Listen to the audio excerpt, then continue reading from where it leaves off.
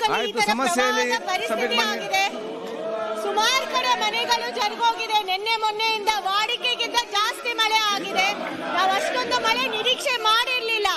ನಮ್ಮಲ್ಲಿ ಏನು ಜನ ಇದ್ದಾರೆ 50% ಶೇಕಡ 50% ಎಲ್ಲ ಲೇಬರ್ ಕ್ಲಾಸ್ ಜನನೇ. ಅವರೆಲ್ಲರೂ ಈ ತರ ಮಣ್ಣಿನ ಮನೆಯಲ್ಲೇ ಇರೋದು ಸಭಾಧ್ಯಕ್ಷರೇ. ಅದರಿಂದ ಮನೆ ಒಂದು 50ರಿಂದ 100 ಮನೆಗಳು ಜರುಗಿ ಹೋಗಿದೆ. ನಾನು ನಾಳೆ ವಿಸಿಟ್ ಮಾಡ್ತಾ ಇದ್ದೀನಿ. ಆದ್ರೆ ಅಧಿಕಾರಿಗಳು ಕೂಡ ನೋಡ್ತಾ ಇದ್ದಾರೆ. ನಾನು ಸರ್ಕಾರದ ಹತ್ರ ಏನು ಒತ್ತಾಯ ಮಾಡ್ಲಿಕ್ಕೆ ಇಷ್ಟಪಡ್ತೀನಿ ಅಂದ್ರೆ, ಏನು ಫ್ಲಡ್ ಅಲ್ಲಿ ಮನೆಗಳಿಗೆ ನಾವು ಪರಿಹಾರ ಕೊಡ್ತೀವಿ 5 ಲಕ್ಷ ಅಷ್ಟು ಕೊಡಬೇಕು ಅಂತ.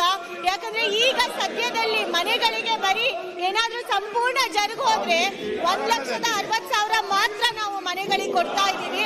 ಅದು ಸಾಲದಿಲ್ಲ ಈ ಪರಿಸ್ಥಿತಿಯಲ್ಲಿ. ಯಾಕಂದ್ರೆ ಹೆಚ್ಚು ಕಡಿಮೆ ಎಲ್ಲಾ ಕೂಲಿ ಕಾರ್ಮಿಕರು. ಅದಕ್ಕೆ ಸರ್ಕಾರದ ಹತ್ರ ಮನವಿ ಮಾಡ್ತೀನಿ 5 ಲಕ್ಷದಷ್ಟು ಫ್ಲಡ್ನಲ್ಲಿ ಪರಿಹಾರ ಕೊಡಬೇಕು ಅಂತ. ಮತ್ತೆ ನಾನು ಲೋಕೋಪಯೋಗಿ ಸಚಿವರ ಹತ್ರ ಕೇಳ್ಕೊಳ್ಳಿಕ್ಕೆ ಇಷ್ಟಪಡ್ತೀನಿ. ಬ್ರಿಡ್ಜ್ಗಳೆಲ್ಲ ತುಂಬಾ ಮುಳುಗು ಹೋಗಿದೆ. ಯಾಕಂದ್ರೆ ಎಲ್ಲ ನದಿಗಳು ಏನು ಮಿತಿ ಮೀರಿ ಹರಿದು ಹೋಗ್ತಾ ಇದಾವೆ. ನನಗೆ ಸ್ಪೆಷಲಿ ಕಳಸ ಭಾಗದಲ್ಲಿ ಯಾಕೆ ಅಲ್ಲಿ 7 ಸರ್ಕಾರಕ್ಕೆ ಮಳೆ ಬಂದಾಗ ಎದ್ದಿಲ್ಲ, ಚರ್ಚೆ ಮಾಡಿ. ಈಗ ಏಕಾಏಕಿ ನೀವು ಮಾತಾಡಿ, ಭ್ರಷ್ಟಾಚಾರ ನೀವು ಜನರ ಬಗ್ಗೆ ಮಾತಾಡಿ, ಇವರ ಬಗ್ಗೆ ಮಾತಾಡಬೇಡಿ. ನೀವು ಮಾತಾಡಿ, ನೀವು ಜನರ ಬಗ್ಗೆ ಮಾತಾಡಿ, ಇವರ ಬಗ್ಗೆ ಮಾತಾಡ್ತೀವಿ. ಆಯ್ತು, ತಮ್ಮಯ್ಯ ಮಾತಾಡಿ. ಭ್ರಷ್ಟಾಚಾರ ಸಬ್ಜೆಕ್ಟ್ ಮಾತಾಡಿ. ಅಧ್ಯಕ್ಷರೇ, ಭ್ರಷ್ಟಾಚಾರ ಮುಚ್ಚಾಗಕ್ಕೆ ಪೀಠ ಸಹಕಾರ ಮಾಡಬಾರ್ದು. ಸಹಕಾರ ಮಾಡಬಾರ್ದು. ಭ್ರಷ್ಟಾಚಾರ ಮುಚ್ಚಾಕಕ್ಕೆ ನಿಮ್ ಪೀಠ ಸಹಕಾರ ಮಾಡಬಾರ್ದು. ಏಕಾಏಕಿ ಮಳೆ ಬಂದಿದೆ. ಇವತ್ತೇ ಮಳೆ ಪಕ್ಷಗಳೇ ಕಾರಣಕರ್ತರು. ಹಿಂದಿನಿಂದ ಮಳೆ ಬರ್ತಾ ಇದೆ. ಒಬ್ಬ ಮಂತ್ರಿ, ಜಿಲ್ಲಾ ಮಂತ್ರಿ ಹೋಗಿ ರಿವ್ಯೂ ಮಾಡಿಲ್ಲ. ಸರ್ಕಾರದಿಂದ ಹಣ ಬಿಡುಗಡೆ ಮಾಡಿಲ್ಲ.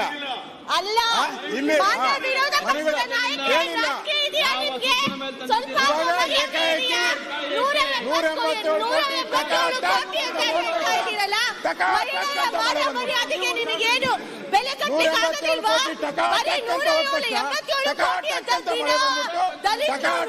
ಕಾಂಗ್ರೆಸ್ ಅವ್ರು ಗೊತ್ತಾಗ್ತು. ಸಾವಿರಾರು ಮಹಿಳೆಯರಿಗೆ ಎಷ್ಟು ಹುಷಾರು ಇವರು, ಎಷ್ಟು ಹುಷಾರು. ಆತ್ಮಸಾಕ್ಷಿ ಮತ್ತು ಕೂತ್ಕೊಂಡು ಅಧಿವೇಶನ ನಡೀತಾ ಇದೆ. ಅವತ್ತಿಂದ ಏನ್ ಮಾಡ್ತಾ ಇದ್ರು? ಮಾತಾಡ್ತಾ ಇದ್ದೀರಾ ನೀವೇ ಎಲ್ಲರೂ ಸೇರಿ ಸಾವಿರಾರು ಮಹಿಳೆಯರನ್ನ ಬೀದಿ ಪಾಲ್ ಮಾಡಿದ್ದೀರಾ.